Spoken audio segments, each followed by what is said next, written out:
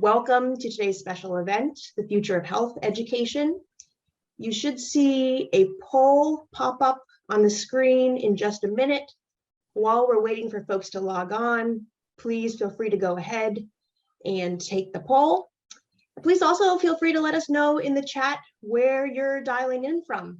We have our panelists will be representative across the US today, as well as Europe. And so we hope to have people across the globe joining us. So feel free to let us know where you're coming from. I see Texas, love it, Vegas, a lot of US, New York, my old hometown, Virginia, Rhode Island, a lot of East Coast, where our Labster office in the US, our headquarters is in Boston. So we have a lot of customers on the East Coast. So great to see all of you. We also have offices in Zurich and Copenhagen. So some of our Labster designers who will be joining us later will be joining from those locations. Having good representation here, Wisconsin, Alabama. Love it. Has anyone seen any across the pond yet? I might have missed it. I saw someone from Cairo, Egypt, where I live. Ooh, that's exciting. That might be the most exotic. We should have a prize. Cardiff and Wales, love it. We should have a prize for the farthest distance. We'd have to figure out where to gauge it from, though. Would we do it from Copenhagen or Boston? Maybe Boston, since that's where I am and I'm biased. New Jersey, love it. All right, we are going to get started in just a minute here. Thanks everyone for tuning in from wherever you're tuning in from. We're going to have a great session today. I'm going to start with some intros, providing some context, and then we'll get into our first session. So please just sit tight. Hollywood, lovely beach town there, right near Fort Lauderdale, love it. And Jamie, do we have the poll?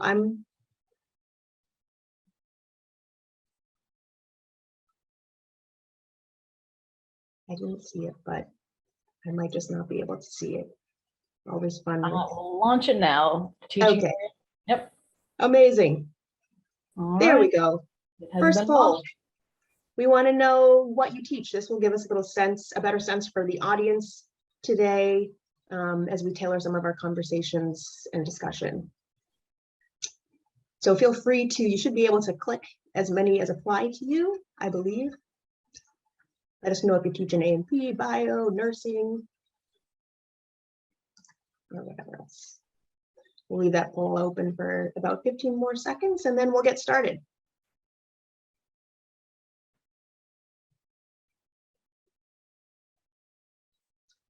Houston Community College, hello.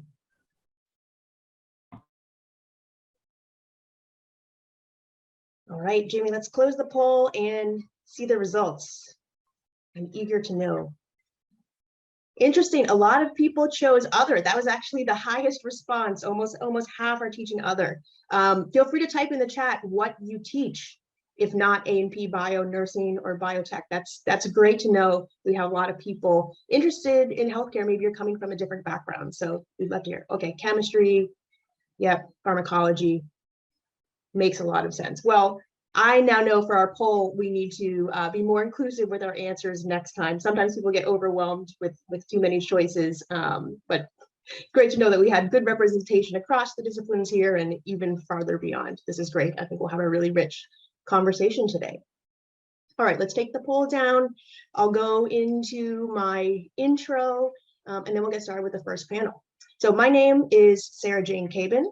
I'm a marketing advisor for Labster, and I'll be your MC today. And we're just going to start with some quick context, and what better way to provide context than with some alarming stats, right? So did you know that the world will need 18 million more healthcare workers by 2030, and that the US alone will need 3.2 million more healthcare workers by 2026? Those are obviously some scary stats, but it's also an opportunity, and that's what we're here to talk about today. It's clear that as a global society, we'll need to do more to attract talented individuals into the healthcare profession and to equip them with the preparation necessary to be successful. It starts with a strong foundation in core science, content, and skills. And that's what we're committed to here at Labster. So if you're new to Labster, I'll take just a couple minutes to tell you about what we do. As the world's leading platform for virtual labs and science simulations, we use game design, story-driven scenarios, and immersive 3D environments to bring science to life for students, enabling them to solve real-world problems through engaging experiences. In today's event, you'll hear some of the principles behind how we designed our more than 200 simulations for higher ed and 150 simulations for high school. You'll also hear from expert educators preparing the next generation of health leaders through high quality instructions in A&P and nursing. Today's event is part of the Global Issues series, a Labster initiative connecting leading thinkers and educators around the world's most pressing global issues, including climate change, healthcare, education, and more. You can check out the Labster website for more information and for links to other events in the series. We're just about to get started with the main event here. Before we do that, I'm going to just go over a couple quick logistical items. First, I want to assure you we will be sharing a recording of today's session. So if you want to watch it again, if you have to leave early and miss something, if you want to share it with a friend, no worries, you'll be able to do that. We want today's session to be interactive. So please go ahead and complete our polls, type in the chat, as many of you have already done, and please submit your questions during the Q&A. For your questions, you should see in your Zoom toolbar a little icon that says Q&A. Please use that to submit your questions as opposed to the chat. It's just easier for us to kind of organize them there, and there's some special functionality that enables you to kind of see the questions that are answered. And just a quick kind of overview of the session today. So our first panel will be talking to some healthcare experts and leaders. That will be for about 75 minutes. And then we'll transition to our designer panel, where some of our Labster designers at Labster and Ubisim, our nursing VR simulation partner, will be sharing some examples of the technology with you, so you can see what it looks like, as well as answering your questions about how they design it. And finally, one more last note, and then I promise we'll get to the content. We will be giving out a new iPad Air to one lucky attendee at the end of the event. You must be present to win. So if you're able, please stick around, and we'll announce that after our second panel. All right, so now we are going to switch to our first panel here. I'm going to introduce our esteemed guests. You already know me, Sarah Jane, Marketing Advisor. I'll be moderating this first session. And then we are also joined by Yvonne Baptiste. Yvonne is a professor with 25 years of experience teaching anatomy and physiology, who enjoys working with and advocating for community college students. Outside of the classroom, she collaborates on projects that conceptualize and create multimedia curricular resources for A&P education, including video, web-based resources, and software. Delighted to have you, Yvonne. We're also joined by Sharon Goldfarb. Sharon is a family nurse practitioner, nurse educator, and educational consultant with 25 years of experience. She's committed to equitably rethinking public health and health education. She regularly comments on the nursing shortage and other critical nursing issues in publications such as New York Times, NPR, and the Hetchinger Report. Thrilled to have her with us today. And finally, certainly last but not least, we have Michelle Decker. Michelle is a nurse educator, leader in outcome-based education and assessment, curriculum designer, and author with 33 years of experience. She participated in the early startup of the nursing simulation curriculum in Oregon, and she's created simulation experiences for nursing assistant and nursing students. So a lot of great experience and insights today, and we'll get started with some of our first questions. And then for the last 15 or 20 minutes, we'll turn it over to you. So thank you, welcome, Sharon, Michelle, and Yvonne. I want to start with some questions about knowledge and skills needed to succeed in healthcare today. So could you share some of your thoughts on what are the core knowledge, skills, and mindsets that students need to be successful in a healthcare career? Let's start with you, Michelle. Hi, everybody. It's great to be here. I always start with my nursing students on the first day, and they're all excited to be there. And I tell them, as a result of attending and completing the nursing program, that truly we're going to fundamentally change who they are as a person. And when they go out into that healthcare arena, they are a new person. And in nursing, that honor, the duty, just you become a nurse. You are a nurse 24/7, 365. So we really do change them. To be a nurse, you have to be smart. You have to be a critical thinker. You have to be able to connect and communicate. And so you have to understand the body. You have to understand what's happening so you can anticipate and early recognize issues the patient may be experiencing. So it is a intensive program of study. So those students who are going to be successful with us are those that come to us with a strong success in all of those support courses that are preparing them then to move on into that nursing curriculum. And anatomy and physiology, certainly extremely important. Nutrition, psychology, math, all of those things that the student needs to have and have that strong foundation in order to be successful out there as a healthcare provider. So those are some of the things that I can kind of think of that is going to help them to be successful.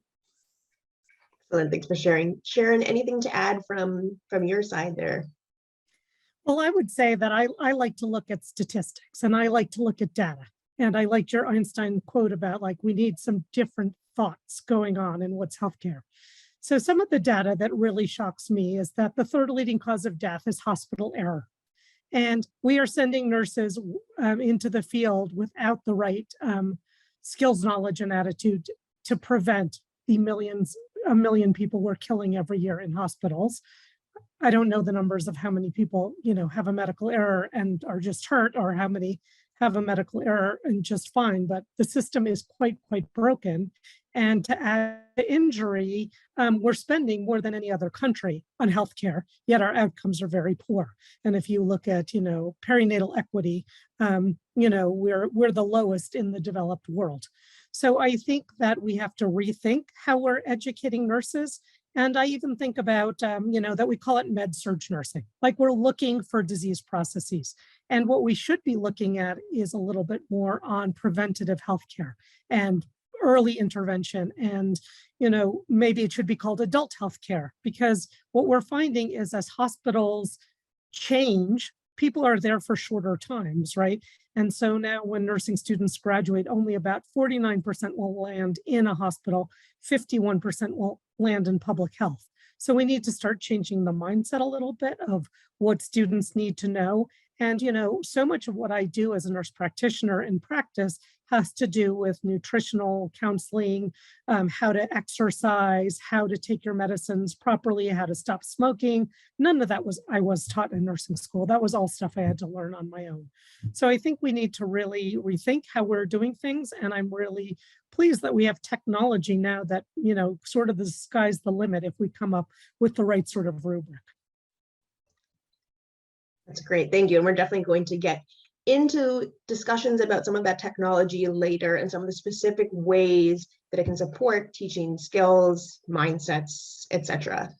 So now I want to get to transition a little bit to talk about anatomy and physiology, which Michelle, you mentioned, and Sharon, I know you've mentioned to me before, is so critical and foundational to all nurses entering, or nursing students entering your program, to have a strong foundation. And so Yvonne, I want to turn to you. Could you tell us a little bit about why A&P is often so challenging for students? Sure. At the course level, A&P is such a vast topic. And so like the amount of academic content that has to be covered is vast. And not only is, are we talking about the whole body, but we're talking about two academic disciplines, anatomy and physiology, which are related, yet, have their individual challenges. So I teach at a community college. And so the students that I work with typically have typically are non-traditional students, meaning that they have a lot of non-academic responsibilities. work, families, limited time. And so, that creates a challenge on its own. And with a lot of them have limited academic experience. And so a lot of my students aren't quite sure how to learn science. And so that's another challenge to A&P. And then, to make matters worse, I'll say that A&P being a foundational course to nursing, as we've talked a little bit about, it's a, I'll say, gatekeeper course, in the sense that you have to successfully complete A&P in order to gain admission to some of these healthcare programs or nursing program, or to stay enrolled in the program. And so, it puts a lot of pressure on students, and those are some of the reasons that A&P is such a challenge. Yeah, Michelle, Sharon, anything else to add from your experience with A&P? Well, I would just say that, education historically has been geared towards white affluent men. And I think a lot of the tools we use, like standardized testing, is geared for white affluent men to succeed in. So we want health equity, we want diversity in the work field. So a lot of times when we have non-traditional students who have, higher cognitive overload due to family and work, and, also maybe not past history of school, it's also the hidden curriculum. It's not the curriculum always, it's often the hidden curriculum. You can give students different tools and think of different ways to teach to see success. And I entered a community college where we had an attrition rate of 27%. Now, when you have a nursing program with 32 incoming students and there's 700 people on the waiting list, to lose 27% of that class is obscene, especially when we're facing a nursing shortage. I looked at the program and we had a remedial program. Of course, all the students targeted for remediation were students of color. I got rid of remediation and instead did an individualized student success plan. I want a positive spin. Those students met with me the minute they failed a test or a paper or had a clinical incident, or even when they just squeaked by. And everyone was assessed individually and given tools to succeed. And very often they were around the social determinants of health. So our students were like the patients we're seeing, and the patients we want to give equitable care to. By the end of the year, my attrition rate went down from 27% to 3%. Now, people were saying to me, you're keeping the wrong students. You're keeping the weak students. Wait till you see your NCLEX pass rates. Well, after we finished that first round NCLEX pass rates, in the 50-year history of our school, for the first time, we had 100% NCLEX pass rate. So as our attrition went down, our NCLEX went up, and we were the #1 school that year for NCLEX pass rates. So when I think about how we're teaching fundamental sciences, maybe we really need to rethink how we do that. Because memorizing a lot of stuff, like if you look at, sort of the hierarchy of education, memorization is not really key. And anything you can easily look up, I don't feel like students need to know.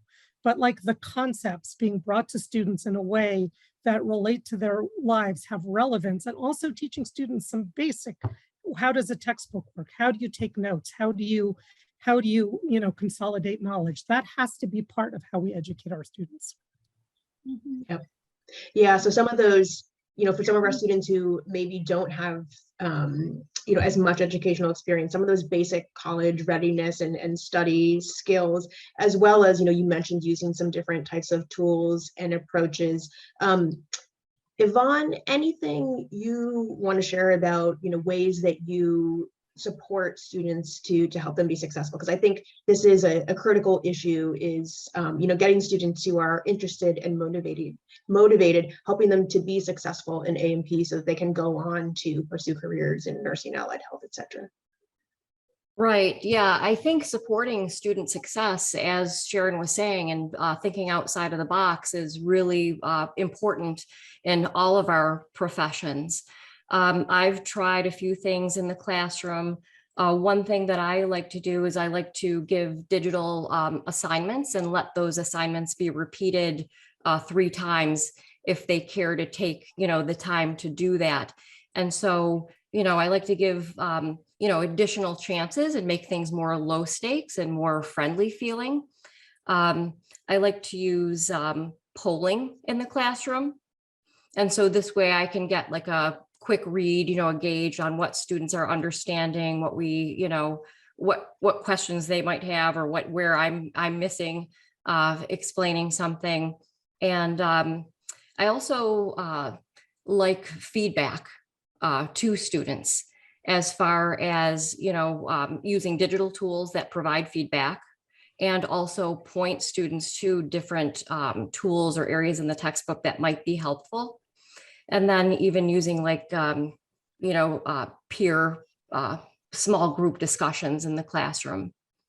But I think it is vital for us, especially with the needs in healthcare industry, to help students in their success. And A&P is definitely necessary along that road. So, Michelle, any strategies that you have used to provide, extra support to students, or tips you have for folks listening? I think for the nursing program, we have a selective admission to the program. And so we rely heavily on our students getting the support, especially in study skills, scholarships, so they have the financial support, excuse me, in order to be successful. We have a first year experience at the college, and there's been just a ton of new programs to really help get those students college ready. I heard a statistic a few years ago that only 20% of the students coming to our community college are actually college ready, and that they're in developmental coursework in math and reading, all of those things, in order to even be ready then to start to be successful at a college level course. So and fortunately, that's very, very strong at our college and really supportive. Sharon, we too, our attrition rate has been 2 to 3% since I've started here at Central Oregon Community College since 2005. So we've been working really hard to make sure we're very student success focused. And I think that's important. That is always in nursing, that is always balanced with patient safety. Definitely we're caring for patients. We do have to have safe practitioners, but we do everything we can to support them for success. So lots of, I happen to be the test practitioner for our nursing program for the first year students, and spend a lot of time working with the students. Surprisingly, most of them know the information. They don't know how to take a test. So a lot of work helping students understand how to study for and perform and how to take an exam. So a lot of different things to help support them in their success. We're here. I'm seeing some comments in the chat around, students knowing how to memorize, but not learning how to critically think or kind of construct content knowledge and apply content knowledge. I want to shift a little bit now to kind of talk about the role of technology. And Yvonne, I know you mentioned in your response some of the different ways you're using digital feedback tools, polls, etc. I'd love to get your thoughts on how technology, things like 3D models, Yvonne, I know you have a lot of experience with 3D models, in particular, virtual labs and simulations, which of course we are so interested in here at Labster, how those can help improve student learning outcomes. How have you seen that in your work? Maybe we could start with Sharon on this one. So I'm a big fan of using technology, and I've seen the shift in my 30 years actually of teaching. I'm at 30 now, that hospitals are less open to students being very involved. So under COVID, many hospitals wouldn't even take a student, which is good epidemiology science, but not great for nursing education. When students do get to the hospital, they're often banned from certain floors like ICU, emergency room. If they're in certain floors, they're given this observe only categorization. So they're not doing hands-on, they're watching. And, that's really not enough to learn. There's a lot of muscle memory involved in like the skills of nursing. And then often what happens is even if students are doing some hands-on, they're not allowed to document. So they're not using the electronic medical record, which has become very central to a nurse's role.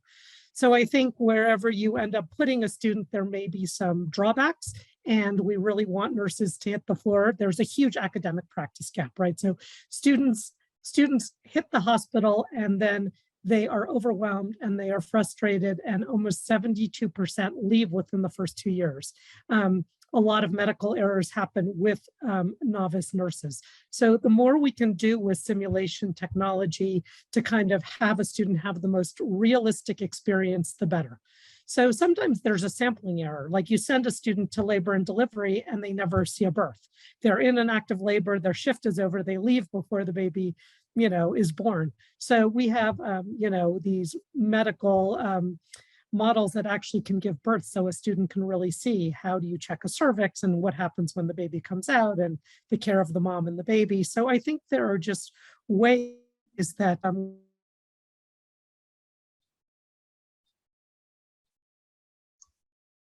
we can have a strange dichotomy in nursing. If you make a mistake, you're out, right? But the best way to learn is to make mistakes. So simulation is the best way to make mistakes. And of course, in a hospital, high stakes scenario, like a patient coding, nursing students aren't in that. But you can do all sorts of coding and critical situations in simulation that the students run and run. And, simulation is so effective. It's not just used with nursing students, it's actually used in hospitals for professional nursing to refresh, especially over like high stakes medical things. So it's something that it will help students learn, and then they'll be familiar with it when they're using it professionally. It's a great place where we can, develop interprofessional models.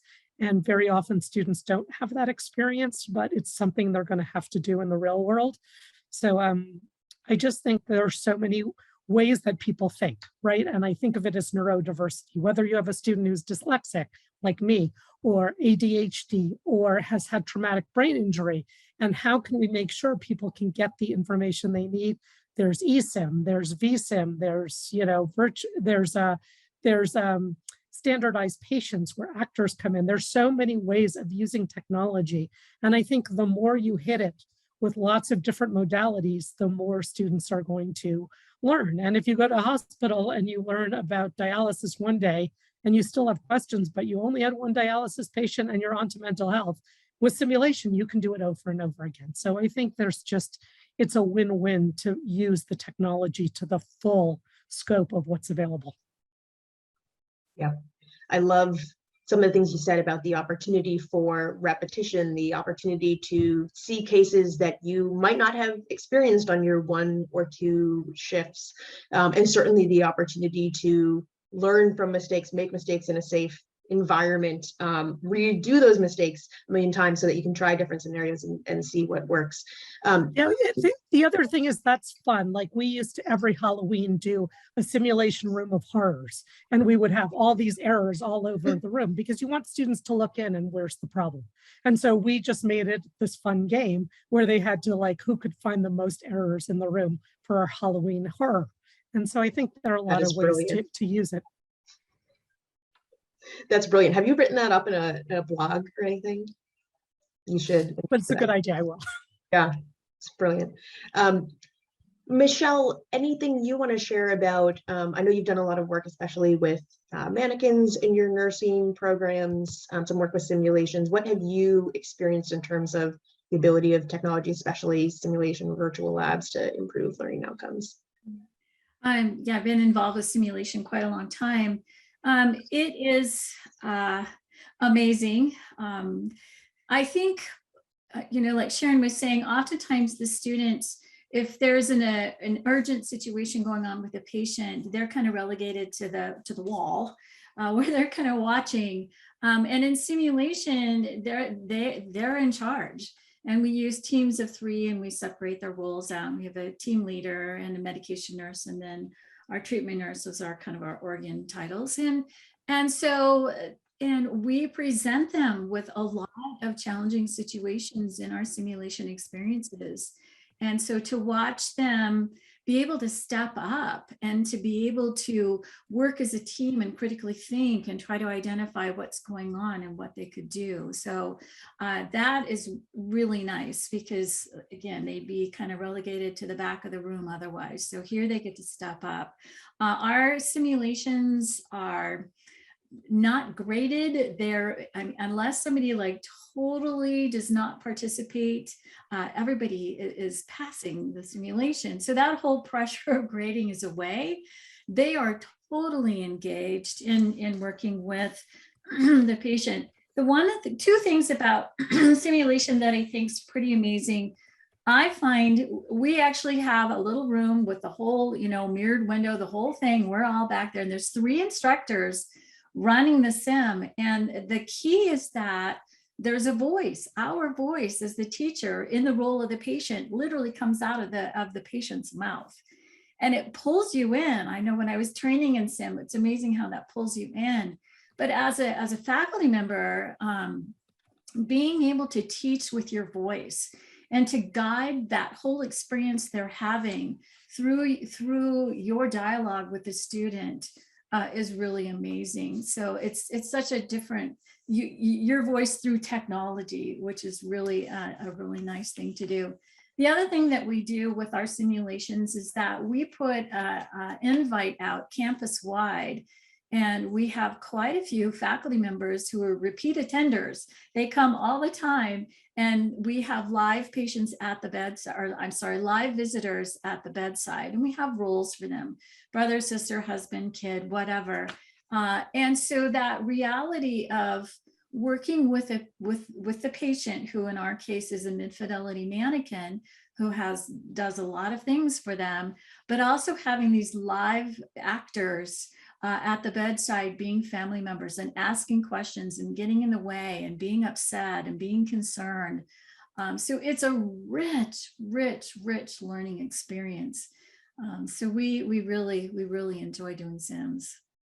I love that you brought up bringing in like community, because we would do mass casualties. And in the world we're living in now, there are more mass casualties, whether it's shooters or earthquakes or hurricanes or fires. And, that's another thing that's not well taught in nursing school, but we have to deal with that. So we would do these mass casualty events using both our high fidelity sim, but also using standardized patients. And we would make a call out to the community. So we get physicians and respiratory therapists and, firefighters. And we also had firefighter, EMT, and police officer students. So we would we'd spend almost the whole year planning this mass casualty, but it was a great experience because it's also what our nursing students will see in the world we're living in.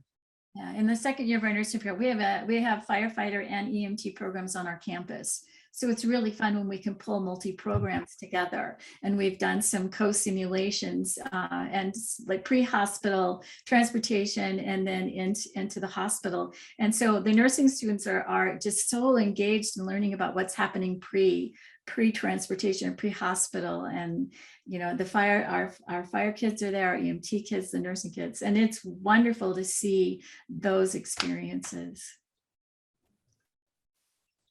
That's amazing. I have a great visual picture in my mind of what that must look like, and I'm sure it is a very rich learning experience.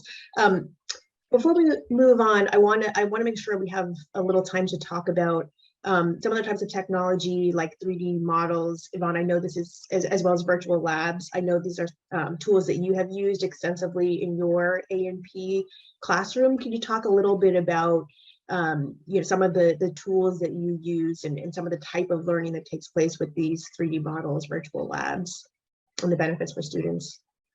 Yeah, I'd be happy to. One thing that I'd like to do just to put out there is to acknowledge the fact that simulation in anatomy and physiology is much different from simulation in a nursing program as far as like the learning objectives. And so in anatomy and physiology, I would say that simulation is used more often to make the invisible visible. And I would put sim into two, like major categories. I would say that simulation can replace like wet lab experiences, bench experiences, and also or maybe not to replace, but to supplement, and also dissection. And so if you think about simulation in anatomy education in that realm, I would say one of the biggest strengths of simulation is improving accessibility.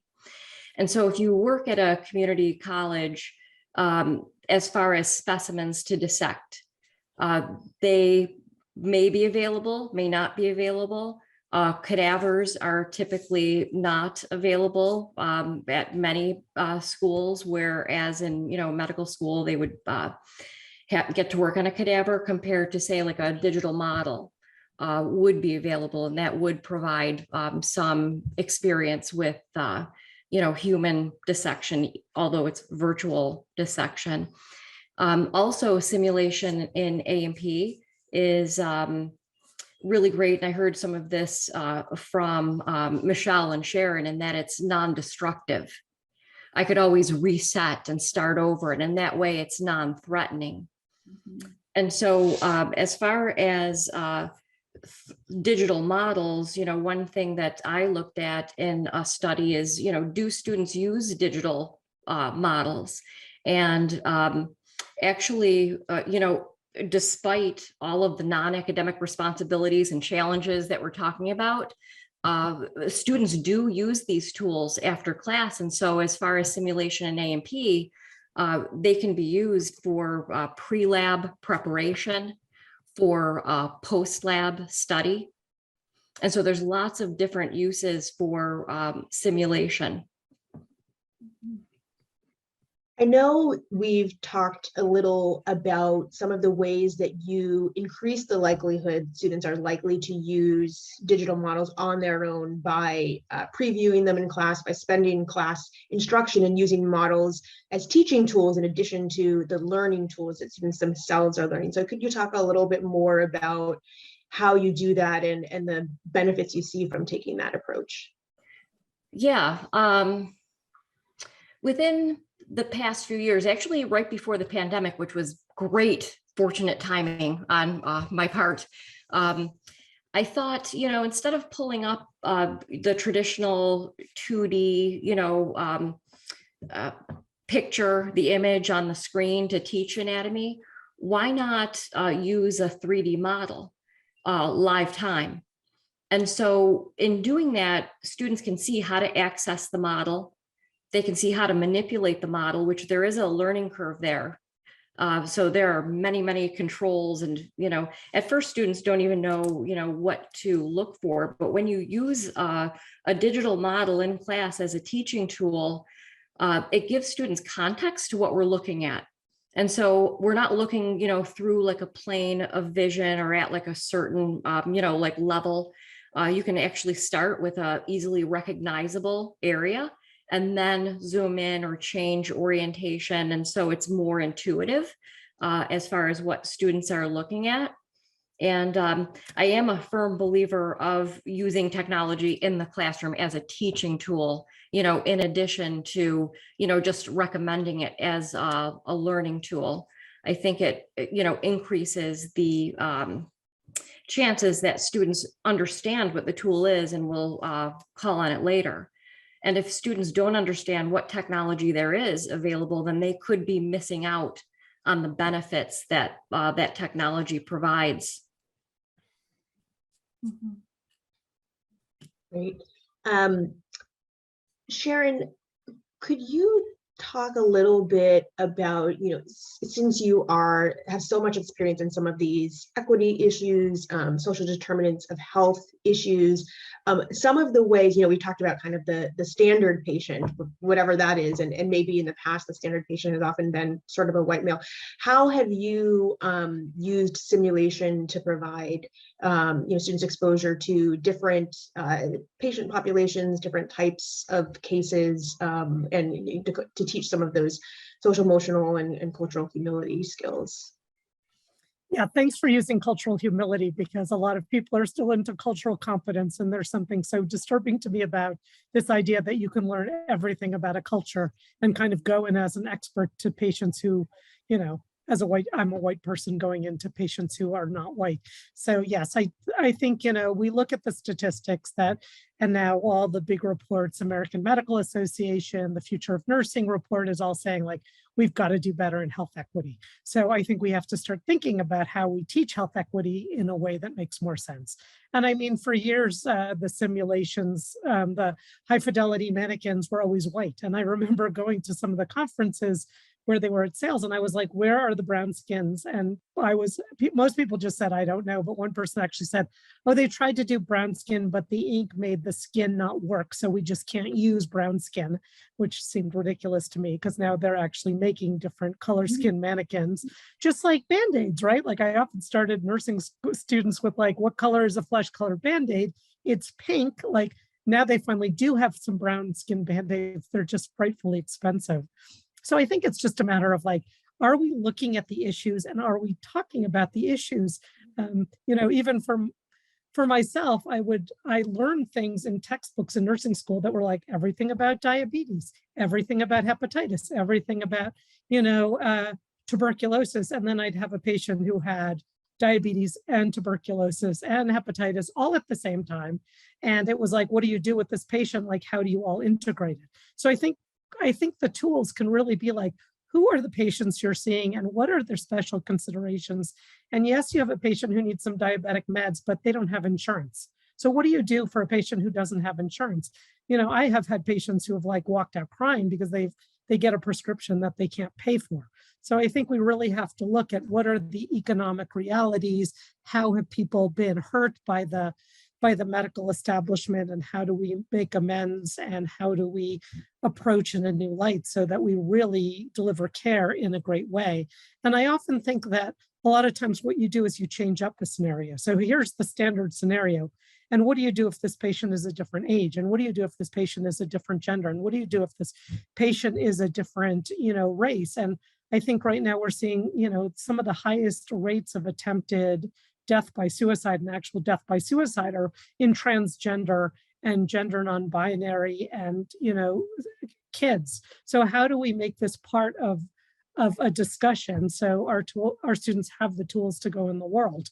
And I remember we actually did, one of our mannequins was, you know, designed to be male, but we put them with like some makeup and a female wig. So it's like, oh, you're assuming, and now we don't even say like pregnant woman, we say, you know, pregnant parent, because there are people who are pregnant who are identifying as male.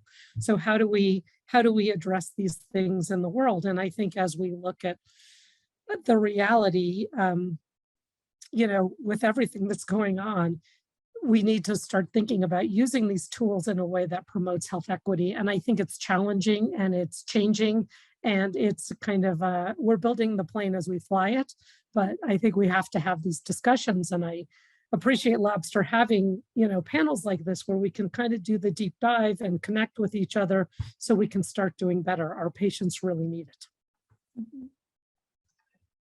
Mhm. Thank if you. Oh, go ahead, Michelle. Add a little bit to Sharon, I think for a super long time in our program, the philosophy of holism, I mean, it's an old philosophy, but it rings so true. And when we meet with our students, you know, yes, our clients, our patients have physiological needs, but they also have psychological needs and sociocultural needs and sexual, economic, education. So trying to really look at a person with a holistic view is super important.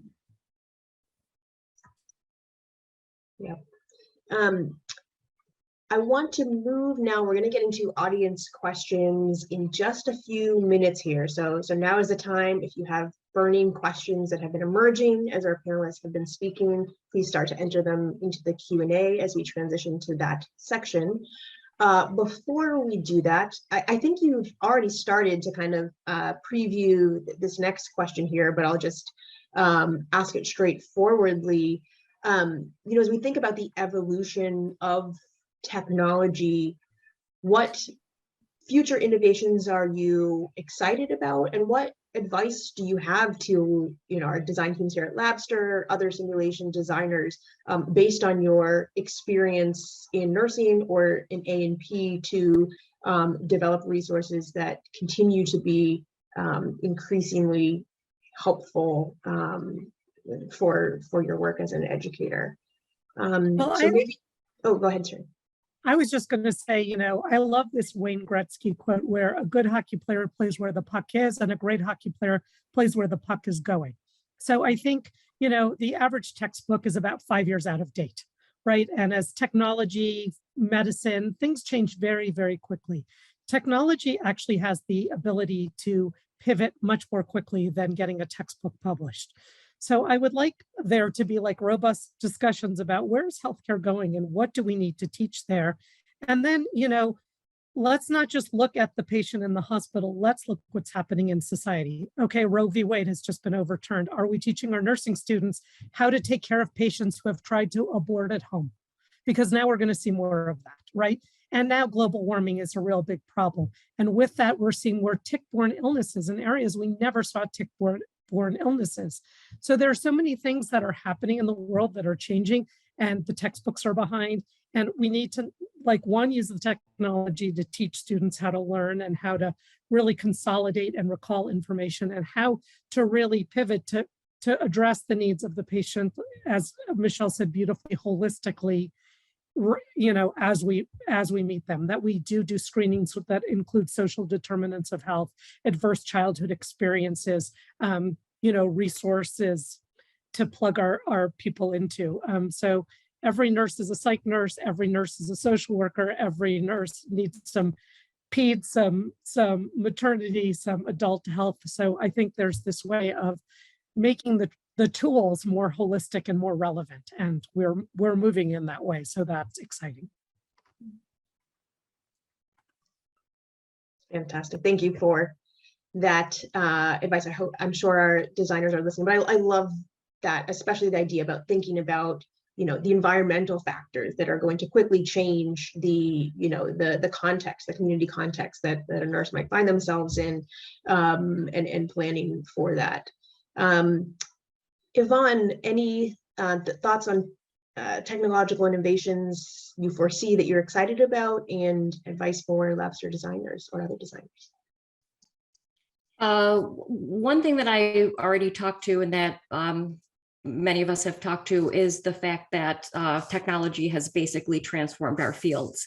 And there is no, turning back from technology. It is definitely looking forward to how can we use technology more strategically, more effectively. And one thing that I love about technology for my students is the increasing access to tools. No longer is the specimen just housed within a physical place, physical location at a physical time when they have lab time, but they can access that at their own convenience. I also love the potential for technology to use creative ways to engage students.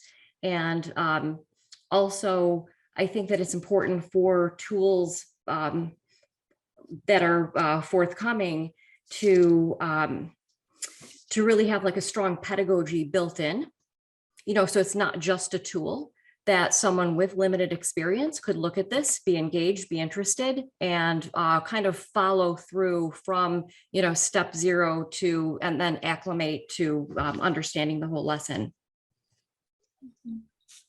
Yeah, thank you. And I think that is something our Labster designers will be sharing a little bit today about the pedagogy that goes into Labster simulations, and the scenario-driven situations, some of the kind of gamification aspects that present problems that students need to solve, and thinking with all the best practices of how students learn. So thanks for raising that. I'm glad we'll be able to talk about that a little bit later. Michelle, any additional thoughts on things you're excited about and advice for designers? Well, and we were talking the other day about, we use a lot of unfolding case studies, so that, and to have, have a tool like that for when you are face-to-face in the classroom, where we're not doing hands-on stuff, where there's an unfolding, where that ability to hear and learn about a piece of content or a concept is great, but that immediate application really drives that home. And I can see that, you know, the suite of these applications that we could use in the classroom that would help the student with retention, with really bringing that knowledge and understanding in, and being able to take that knowledge and applying it immediately in a small way. And especially any kind of, I mean, case studies for anything, or any, how that would help the student to really grasp the content. There is so much, as Yvonne said, there is so much content in our programs. And so, you know, what is that essential content? That's the other thing that's really important. How do we identify essential content?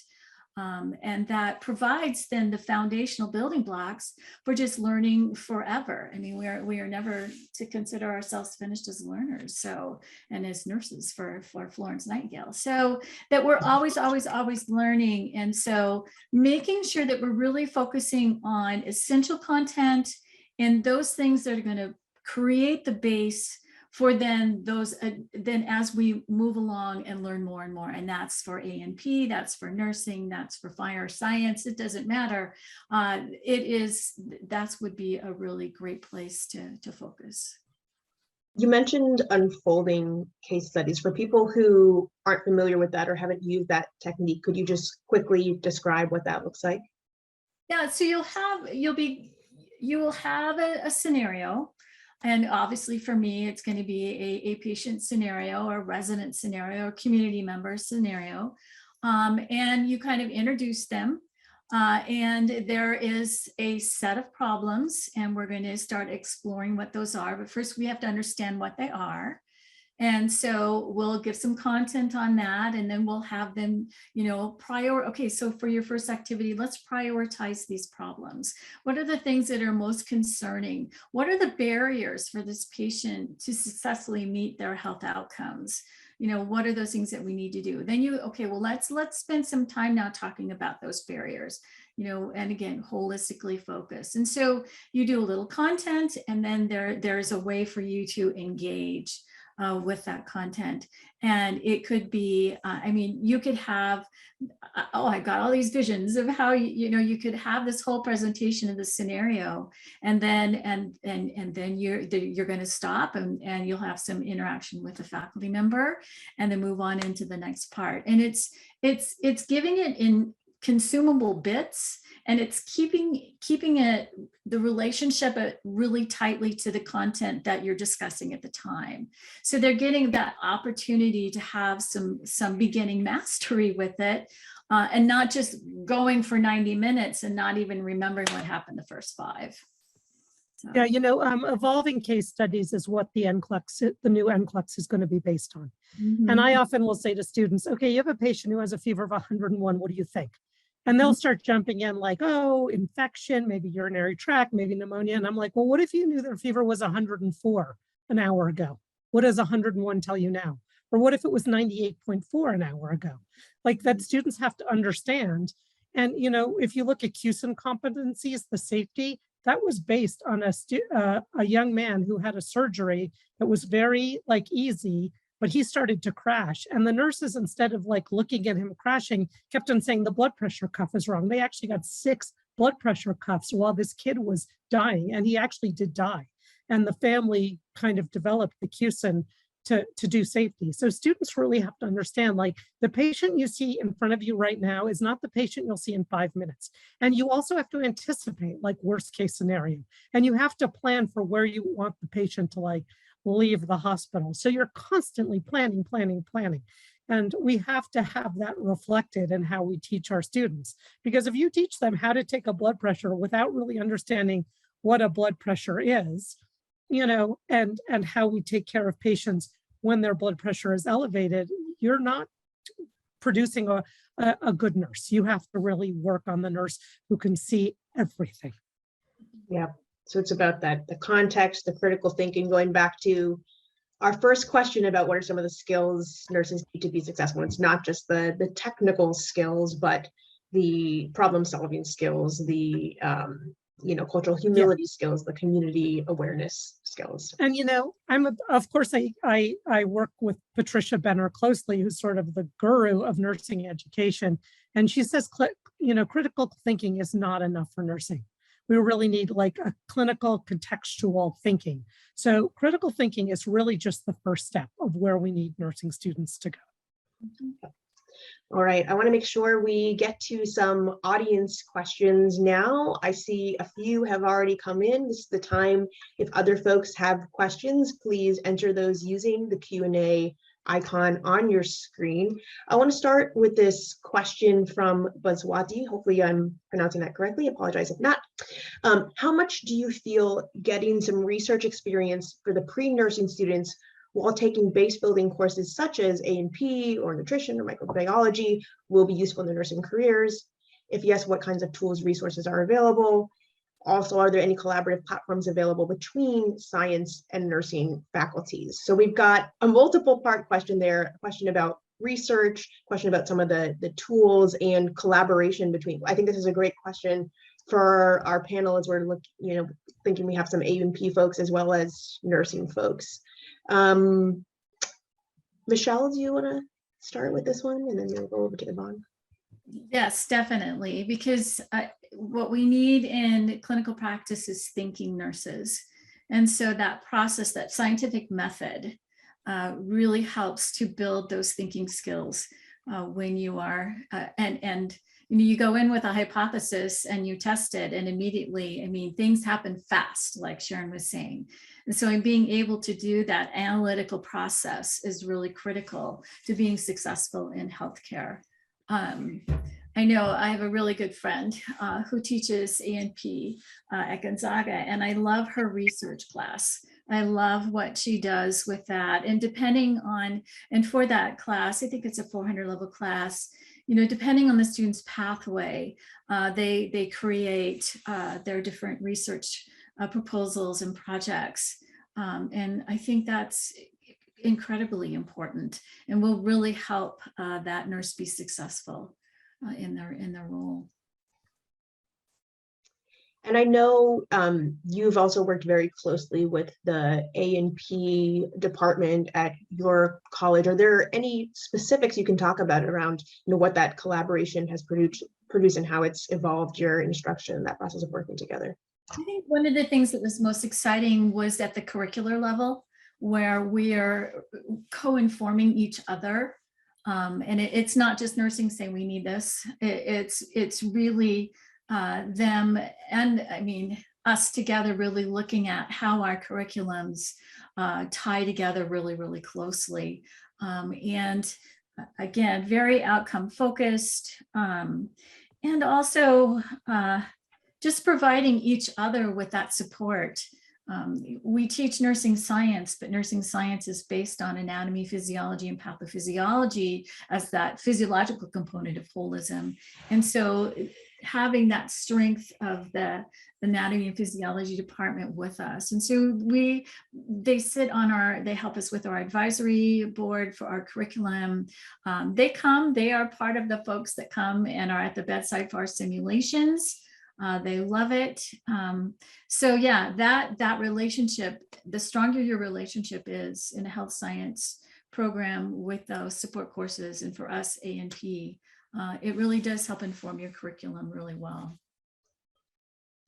Yvonne, any thoughts on research in support of the standard A&P curriculum? And do you have any experience working with nursing or allied health programs?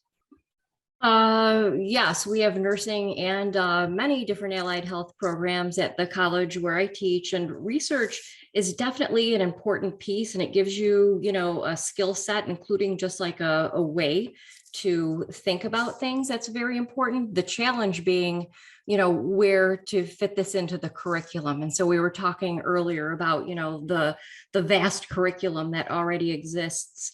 And so I don't have a research project or research component that's mandatory, although I will say in the laboratory component of A&P, they do get a little taste of collecting data. So we will do experiments and we will collect data, and I've actually used simulation for that.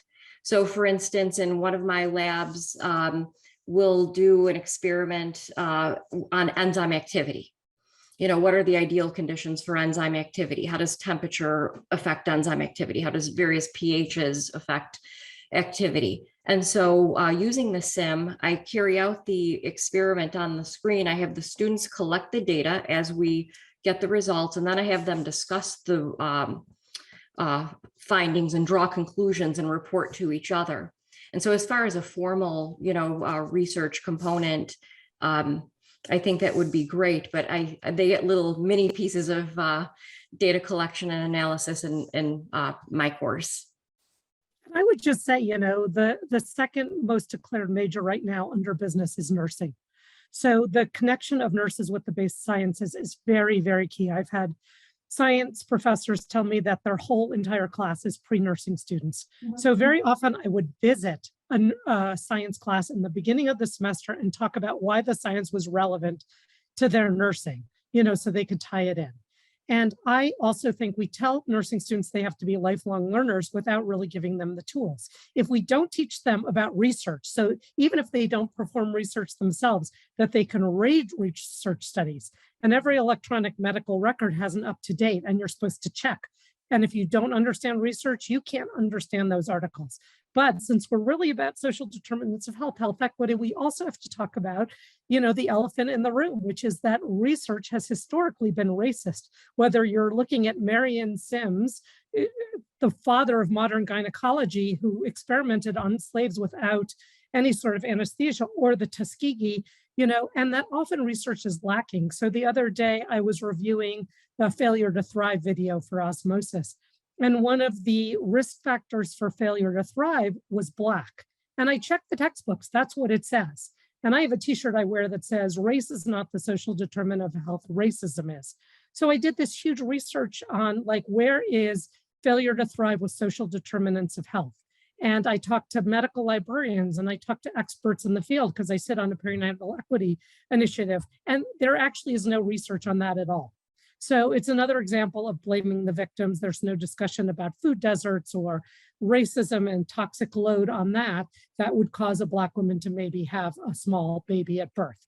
So I think we not only need to talk to students about research, but talk about the history of it and where it needs to go, because we need to see who's designing research and who is being studied, because there's a lot of gaps in that.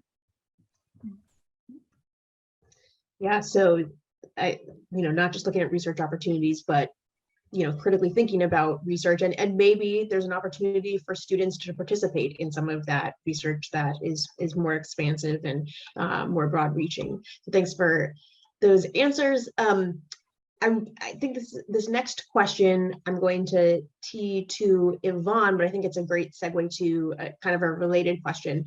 So we have Brittany, who says, I love your method of polling throughout the class. Do you have a recommendation for a digital platform that allows face-to-face students to ask questions anonymously in case they're afraid to speak out? Live format would be ideal. And then after that, I'm going to ask some of you if you have kind of favorite teaching technologies that you want to share with our audience. Yvonne, do you have a great polling tool? Yes.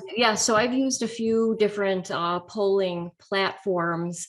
The one that I used most recently is polleverywhere.com, which, it's a free tool, and it's a great tool as far as we touched a little bit about this earlier, say like quizzing the class at the end of the class and then going through the answers and kind of teaching, like, this is how you can take a multiple choice question. We can cross this one out right away and this one out right away. But as far as students posing questions to me anonymously, I haven't used polling for that, but I think that's a interesting idea. That's a great idea. I don't know if anyone else on the panel has experience with that. Yeah, so typically I'm the one posing the questions on on the poll. I'd have to look into that. No, I think it's great to have psychological safety when you teach. And students often think like they don't want to ask the dumb question, and there are quiet students who will never ask a question. So developing a psychologically safe environment, I think, is really the key point here. And if it means a way for students to ask anonymous questions, that's a great way. Sometimes I would just bring in a bowl of Halloween candy, and I was like, you get a piece of candy if you ask a question. And I'd be tossing candy across the room because I want everyone to ask questions. And a lot of times I'll just say, I'll just call on students. I have like names in a hat. I actually have the Harry Potter sorting hat, and I like put everyone's names, and everyone's going to be called on eventually. Because nurses have to know how to communicate. They have to know how to communicate in difficult situations when they're scared. So it's an important part to get them out there. And I would rather have them feel safe, like they can ask, than to do it anonymously. Yeah, I have a koosh ball, really high tech. I know that students, they really don't like being called out in class, but somehow that taking that koosh ball, I turn around and I throw it over my shoulder and it goes out into the classroom. And normally it's a question that might have 10 or 11 things that we're going to list. And so I just toss it blindly to the class, and then they throw it around to each other.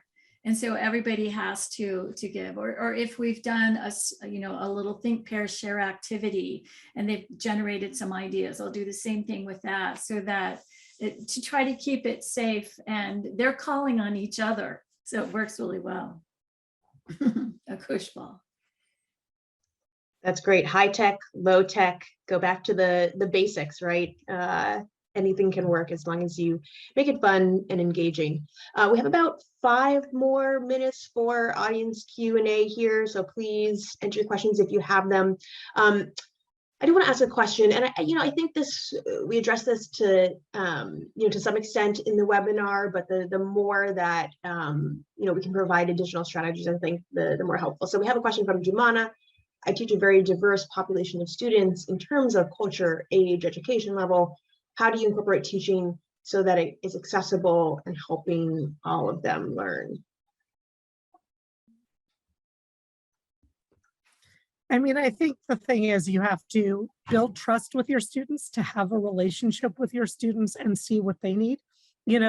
I like the saying that comes out of the disability rights movement, nothing about us without us. So to act like I know how to engage every, different student is crazy.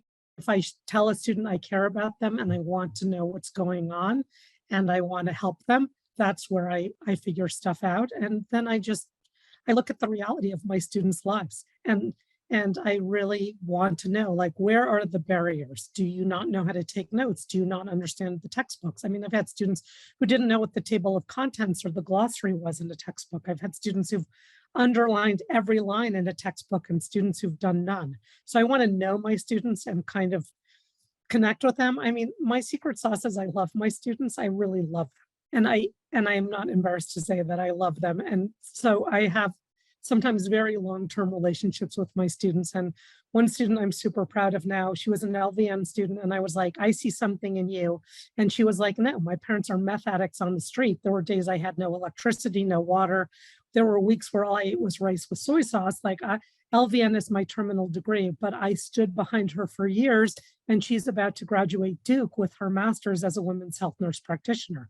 And even in that setting, it was hard. Everyone was affluent. Everyone was a good student. Everyone knew how to play the game, and she felt like a fraud.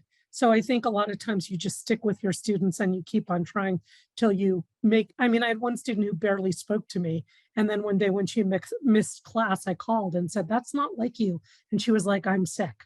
And that moment that I called her and reached out to her, then she connected to me. So just keep on trying. And I put my email in the chat box. I'm happy to strategize with you. Thanks so much. One more question about affordability of online tools. Someone is asking, if students have to purchase online tools and they can't afford them. I'm curious, are you using, mostly free tools, or most of the tools you're using covered by your program? Any things you've found to get around this asking students to pay for access to technology question? I mean, I think often I'll get rid of a textbook to have technology if I have to put it on the students, but whenever possible, I try to, find the money to pay for it myself. So I put in the chat box, there are college internal sources of funding. And a lot of times you have to put in an application, then you have to go and defend it. But I think when you tell a compelling story, and everyone wants a good, healthy, smart nurse out there, that I've often gotten everything I've applied for college sources of internal funding. And then there are a lot of external funding sources. So get good at writing grants, find some colleges actually have a grant team, and wherever you can partner, there are actually some simulation hubs where hospitals partner with community colleges and you kind of do the things together. Colleges have hospitals have more resources, and every hospital also has what's called a community health fund. So I've gotten almost $2 million from my hospital community health fund to pay for technology. So I think there are a lot of ways to skin a cat, and you just have to kind of keep at it. And, a lot of times even like fundraising, you can do some fundraising, you get in the local newspaper, you're trying to get this, and you can have individuals or an angel donor come up and help you do this stuff. So I'm happy to, again, reach out, talk to me one-on-one and talk about strategies and resources. I'm happy to help. Excellent, thank you. There are some other questions coming in asking about specific Labster products. Do we have this type of technology? Thank you for asking that. I'm going to save those questions for our designer team later. Before we take a break, before our next panel, I just want to kick it out to the panelists. Are there any questions you have for each other based on what you've heard today? And this isn't, I don't have my koosh ball, so not to put you on the spot, but you've just met a couple of times before today, and you all have such great expertise and insights to share. Curious if you have any questions for each other that would benefit the audience. I have a question for Sharon. How many hours of night do you sleep?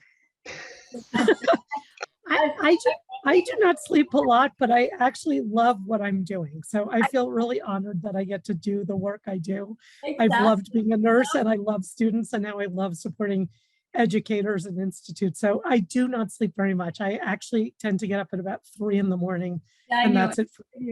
Yeah, I know. And that's something I really enjoy. I've done this job for 33 years and I love my job still, and I love going in. In fact, I have to go here pretty soon to go teach. And truly, for success of students, caring about them, I really agree with that, and reaching out to them.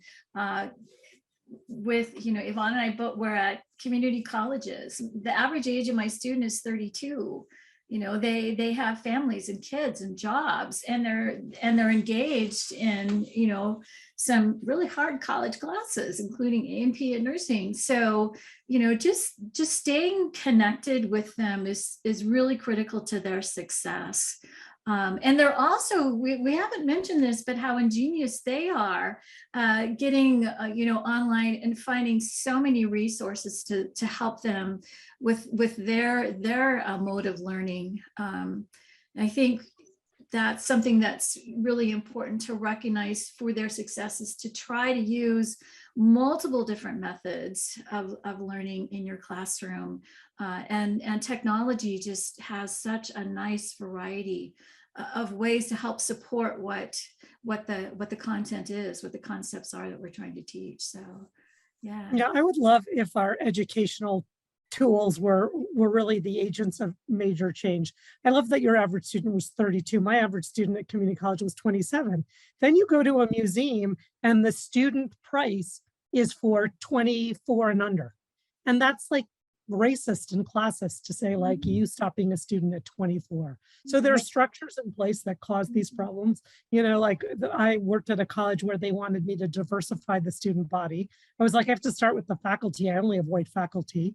And then when I recruited some faculty, I actually built an ADN to MSN program in 18 months part-time. So a lot of my students from my former community college got masters and were eligible to teach, but my hiring committee was all white.